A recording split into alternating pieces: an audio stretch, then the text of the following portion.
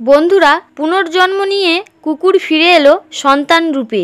নিজের মালিকের কাছে ফিরল কুকুরটি। এই সব কিছুই আপনারা জানতে পারবেন এই ভিডিওটির মাধ্যমে। নমস্কার বন্ধুরা, ঈশ্বর ভক্তি চ্যানেলে আপনাদের সকলকে স্বাগত জানাই। হ্যাঁ বন্ধুরা, আমরা আমাদের পোষ্য প্রাণীদের সাথে আমরা যে ভালোবাসা ভাগ করি তা প্রায়শই পিতামাতা এবং তাদের সন্তানদের মধ্যে বন্ধনের সঙ্গে তুলনা করা হয়। অনেক লোকের জন্য তাদের কুকুর বা বিড়াল পরিবারের একটি অপরিহার্য অংশ হয়ে ওঠে। সেই রকমই একটি ঘটনা এটিও। তবে এই বিষয়টি নিয়ে বিস্তারিতভাবে জানার আগে আপনারা যারা এই চ্যানেলে নতুন তারা অবশ্যই চ্যানেলটিকে সাবস্ক্রাইব করুন এবং বেল বটনে প্রেস করুন এই রকম আরও অনেক নতুন ভিডিও দেখার জন্য। এবং ভিডিওটি দেখে যদি ভালো লাগে তাহলে অবশ্যই একটি লাইক করবেন এবং কমেন্টে অবশ্যই জয় শ্রীকৃষ্ণ বা হর হর মহাদেব লিখতে ভুলবেন না।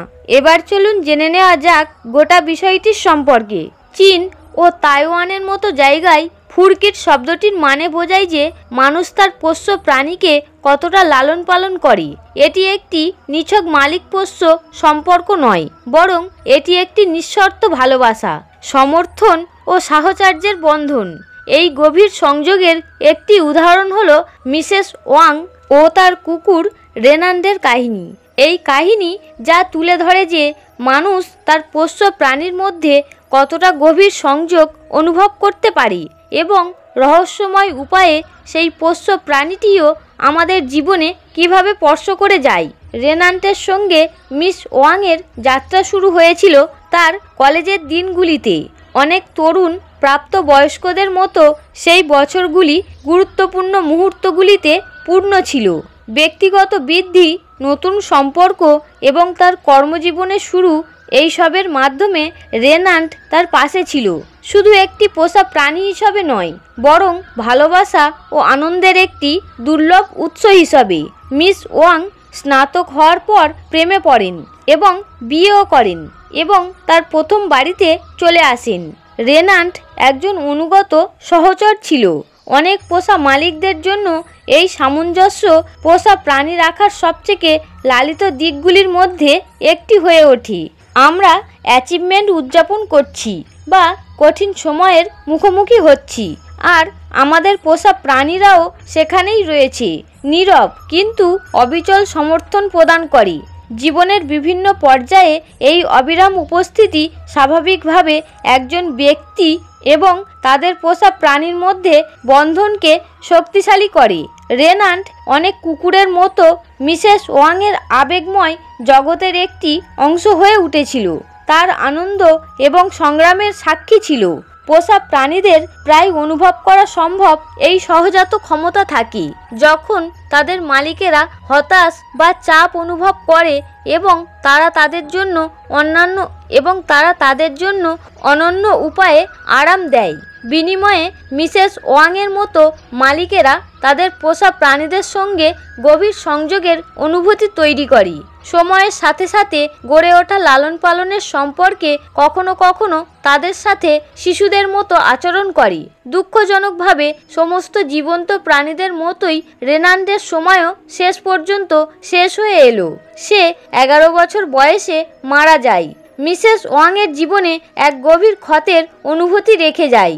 একটি পোষ্য প্রাণীহারা একটি ঘনিষ্ঠ পরিবারের সদস্য হারানোর মতো বেদনাদায়ক হতে পারে। মিসেস ওয়াং রেনান্ডের স্মৃতিকে তার বাড়ির উঠোনে সমাধিস্থ করার জন্য এবং তার সমাধিকে পাথরে স্থাপন করার জন্য বেছে নিয়েছিল। এটি ছিল রেনান্ডকে তার কাছাকাছি রাখার উপায়, এটা নিশ্চিত করা যে তার উপস্থিতি সর্বদা অনুভব করা। রেনান্ডের চলে যাওয়ার কিছু সময় পরে অসাধারণ কিছু ঘটেছিল। মিসেস ওয়াং গর্ভবতী হয়ে পড়ে। যদিও এই ঘটনাটি তার জীবনে আনন্দ নিয়ে এসেছিল, এটি তার সাথে একটি অপ্রত্যাশিত এবং রহস্যময় মোড়ও বহন করে। যখন তার শিশুর জন্ম হয়, মিসেস ওয়াং অস্বাভাবিক কিছু লক্ষ্য করেছিলেন। তার নবজাতকের একই জন্মচিহ্ন ছিল যা রেনান্ডের বাম হাতেও ছিল। এই প্রকাশটি আরও আকর্ষণীয় ছিল কারণ মিসেস ওয়াং তার পোষ্যের মৃত্যুর কয়েক মাস আগে পর্যন্ত রেনাল্ডের জন্মচিহ্ন সম্পর্কে জানতো না। যখন রেনাল্ড ক্রমাগতভাবে তার বাম থাবা চেটেছিল, যার ফলে সেই জায়গার পশম পড়ে গিয়েছিল এবং নিজের চিহ্নটি প্রকাশ করেছিল। এই অভিন্ন জন্মচিহ্নের আবিষ্কার মিসেস ওয়াংয়ের জন্য একটি নিছক কাকতালীয় বিষয় ছিল না। তিনি নিশ্চিত হন যে এই বিদিত জন্মচিহ্নগুলিকে উপেক্ষা করা কঠিন বলে তার মনে হয়েছিল। অনেক সংস্কৃতিতে লোকেরা পুনর্জন্মে বিশ্বাস করে যে আত্মারা বিভিন্ন রূপে পৃথিবীতে ফিরে আসতে পারে এবং মিসেস ওয়াংয়ের জন্য এক বিশেষ সান্ত্বনা প্রদান করে। তিনি অনুভব করেছিলেন যে রেনাল্ডের আত্মা তার কাছে ফিরে এসেছে পোষা প্রাণী হিসাবে নয়, তার সন্তান হিসেবে।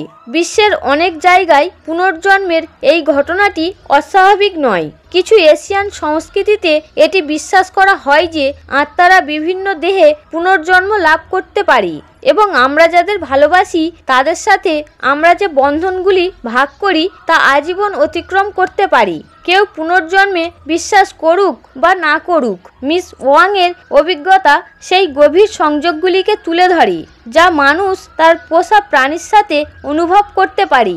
তার জন্য জন্মচিহ্ন ছিল একটি চিহ্ন যা রেনাল্ডের উপস্থিতি তার জীবনে ছেড়ে যায়নি, কিন্তু একটি নতুন এবং অর্থপূর্ণ উপায়ে ফিরে এসেছে। এই উপলব্ধির মানসিক ওজন মিসেস ওয়াংকে বাচ্চার সাথে একটি অশ্রুসিক্ত পুনর্মিলনে ফিরিয়ে নিয়ে যায়। তিনি অনুভব করেছিলেন তার প্রিয় রেনাল্ড তার কাছে ফিরে আসার একটি নতুন পথ খুঁজে পেয়েছে, তবে এবার মানব রূপে। এটি দুঃখ এবং আনন্দ উভয়ের একটি মুহূর্ত ছিল এবং তিনি তার সন্তানের আগমন উদযাপন করার সময় তার পোষা প্রাণীর মৃত্যুর জন্য শোকগ্রস্ত হয়েছিলেন, যা তিনি বিশ্বাস করেন যে তার প্রিয় কুকুরের আত্মা বহন করছে।